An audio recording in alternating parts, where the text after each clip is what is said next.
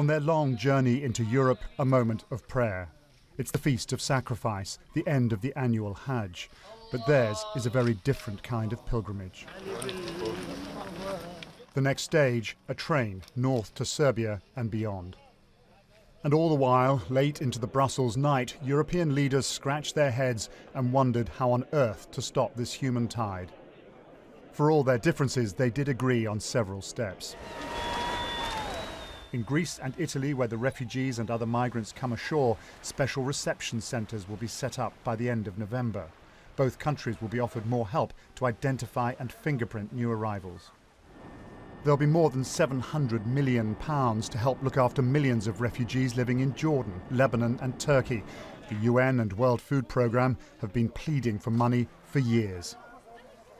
Recently, I visited refugee camps in Turkey and Jordan, and I heard only one message. We are determined to get to Europe. It is clear that the greatest tide of refugees and migrants is yet to come. Now the focus should be on the proper protection of our external borders and on external assistance to refugees and the countries in our neighbourhood. Back in Europe, records continue to tumble. For the first time, Hungary saw more than 10,000 new arrivals in a single day.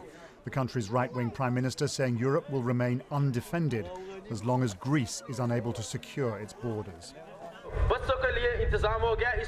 Another key issue, how to separate legitimate asylum seekers fleeing war or persecution from people who simply want a better, more prosperous life.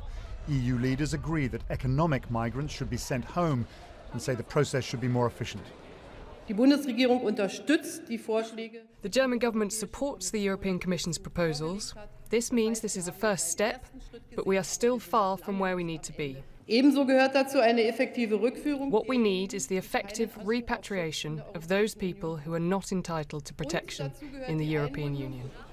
EU leaders say they also want much more cooperation with Turkey to stem the flow of refugees.